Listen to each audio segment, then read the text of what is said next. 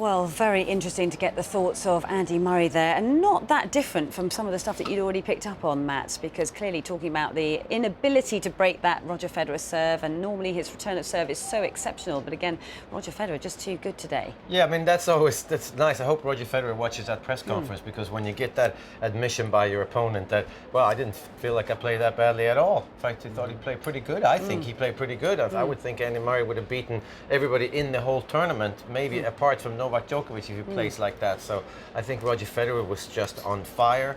I think he is playing this well. This was just a testament to that the first 5 rounds that he played, when he didn't drop a set and he just dropped his serve once, well, he kept it up today. And Andy Murray, we thought maybe he needed to be tested. At least I did.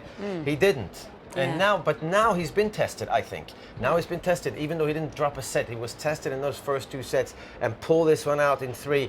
I think he's so ready for the finals, Roger Federer. Yeah, what about the serve of Roger Federer? Because as we said, throughout his entire career, he's had an exceptional serve, but it does seem to have gone to a completely different level. We know how hard he works. I mean, a lot of people think that he's so laid back and so, casual about things, but actually a lot of people behind the scenes say that the work is being put in Dubai or wherever he happens to be training. But what do you think he's done with Stefan Edberg to get that serve firing the way it was today? I'm not sure about the serve. I don't really know how you get power in the serve apart from the fact that he did change rackets. He's gone to the bigger head. That I know for sure has given him more power. I've heard them or at least Stefan talk about that, and it's helping his backhand because it's a bigger head size, but it also gives him more power in the serve. And I think he's most probably stronger everywhere, because the only way, I remember when I was playing, the only way to get more power in your serve was really just to get stronger everywhere physically. He changed his physical trainer, didn't he? And he's changed his physical trainer. That might have something to do with the added pop. I'm not sure. Is he serving harder now than he was 3 years ago? We're going to ask Craig O'Shaughnessy there in a moment. We're going to find Craig, who's come back to give us further analysis on the match. Does he? No. He doesn't, no. No, he doesn't. It's still right around 118 is the average on first and 100 on seconds, and that's very consistent with where he's been. So, so is it more the placement? Yeah, the placement's better. I mean, there's times... See, the thing is with Roger, you don't always need to hit a big first serve in order for it to be effective. Sometimes you'll hit a 128 as a first serve. Sometimes he may be down at, say, 110 if he's hitting that wide slider. So I think he's serving smarter, and he's probably got a better variety of pace, but it's not that in order to serve better in tennis you need to hit it harder. No. It's the mix and it's the placement. Now, I don't know if you've actually looked at the stats on this, but it did seem like he was serving a lot out wide to that forehand side of Andy. As a matter of fact, Annabelle, I've got it all. Okay, you're right there. Good. I'm right here. So yeah, let's go through Roger's serving to start with. The first thing that just leapt off the page is his first serves in was 76%. For the tournament was 67%. So we see that.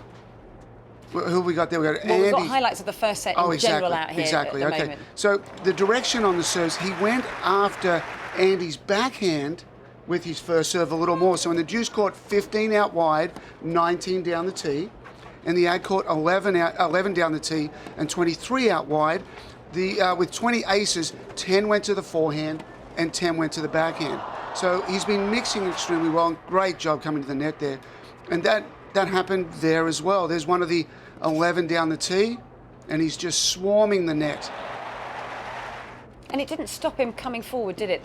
Even though he got passed, he got lobbed a couple of times out there by Andy Murray, but it certainly didn't stop him moving forward. Yes, and he was very even around the court with where he won his points. He won 37 points strictly with his serve. He won 37 points on the baseline, and he won 29 at the net. So he's certainly not one-dimensional. But when watching some of these highlights here, it very much looks like he's the dictator out here, Matt, and it's Andy Murray who's doing an awful lot of chasing. It is. I mean, I think Federer, he has his foot on the pedal on every shot. Maybe not on all the backhands, but he's got so many little flicks with the backhand side. But his forehand is at a different level today as well than it's been in the last couple of years, I think. He's not missing anything. He's flattening out. But again, backhand has improved. The serve is a very high percentage. What was his percentage of his first serve today? The first serve percentage, first serves in was 76%. His average for the tournament, 67%. Wow. So that went through the roof. The win percentage was 84%, but that was already through the roof earlier on. His average has been at 85%. Second serve points won 55%. For the tournament, it has been at 66%, but he only lost 11 points on his first serve for the entire match. He only lost 10 points on his second serve for the entire match. It was masterful. It really was. Well, we've had a look at the first set, and the second set, the decibel level started to go up a couple of notches. The hill was screaming and shouting. So let's take a look back at some of the highlights on that second set then, because I think everyone felt that maybe Andy Murray would come back at him and maybe get back involved in the match. But again, it was Roger Federer that was sort of doing the leading, wasn't he, all the way through that set? Exactly. In the second set, Roger was perfect with his first serve points won.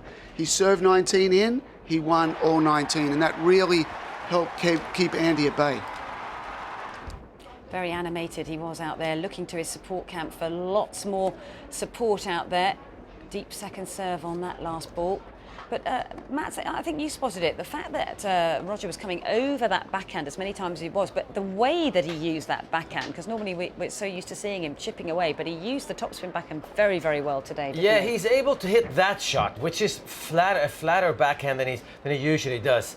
He's able to drive through the court, and he's never been able to do that before with his backhand, ever. So I think that's caught Murray by surprise. But again, I'm not sure Murray. He looks sometimes. He did look a little bit tentative on the forehand side. He's trying to sort of spin it, but not much is happening. You can't just drop balls in the middle. But this was an unbelievable run by Andy Murray. He's so good when he gets up close to the net. He's got that two hands on the racket, and you just flick it either way. I think that was the moment after that previous game when, of course, Roger had opportunities at 5-4, hadn't he? And again, that's a backhand that sets it up. Did you talk about Annabelle? It's just flat through the court. I mean, we don't have statistics on backhands, do we? Well, we do have statistics on backhands, but this is something that I saw that really stood out to me in the few days leading up to the start of the tournament on the practice court.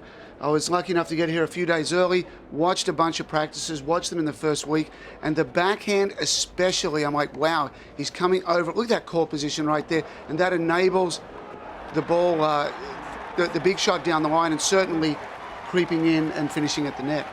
That was the set point of the second set, and that was played very positively. Yeah, we're going to move on to the third set, where again, once he was at this stage of the match, Matt, he was sort of in not cruise control, but he's in control of the match. And I think you were thinking, well, is he going to get a little bit tighter trying to close it out, or is Murray going to relax and find his game out there? But it was interesting to see how once again he was off to a racing start. He was, and he was just better. Yeah. It was just better. I would think Andy Murray, usually you relax a little bit when you're down 2-0, and usually you tighten up a little bit. But plays like this, though, that makes a big difference for Federer. He never really used to do that. So just serving and volleying on the first point of a game when you're up 2-0, you know, keep changing things. Yeah, exactly. He won 11 of 17 points serving and volleying for the match, 3 of 4 in the third set to close it out. Well, that's that absolutely wonderful lob. I'm not sure we're going to see a better lob in the game that we've seen from Andy Murray during the course of the last few weeks. And he can do it on both sides. But this shot here is incredible. I think that might just have been shot of the tournament, Yeah, actually, it's that been- flicked backhand. It's been so long since I've seen such confidence in Roger Federer's backhand. He's coming over it so well, and then he's mixing with the slice, whereas before he would mix with the flatter ball. If there's anything that you could look at, well, let's just have a look at the celebrations here in the camp of Roger Federer, his wife, his mum, his dad, Stefan Edberg, of course, and a very warm handshake at the end for Roger Federer. But as we said before, into his 10th Wimbledon final and his 26th Grand Slam final overall. If there was anything that you could pick out that perhaps Andy Murray could have done any better out there today, would it have been the second serve and the depth of it and how he enabled Roger to attack on certain key moments out there today? It was one of the toughest matches for Andy to dictate in, simply because Roger got there first. And he needed to get to the net possibly a little bit more. He needed to make a few more first serves. He should have mixed a little bit more on that second serve to the forehand. But it was, Andy's going to walk off the court and I really didn't play that badly. When in the 4-5 game in the second set that went long and he saved some set points there, the energy was great. The intensity was fantastic. He was, prowling the baseline as much as he could. He was hitting it hard. You know, Andy didn't do a lot wrong. You know, Roger hit one double fault for the entire match. In the deciding set, he made one unforced error. I mean, how do you win against that? That is unbelievable, isn't it? It really was quite a special match and a special ticket for everybody who witnessed it here today.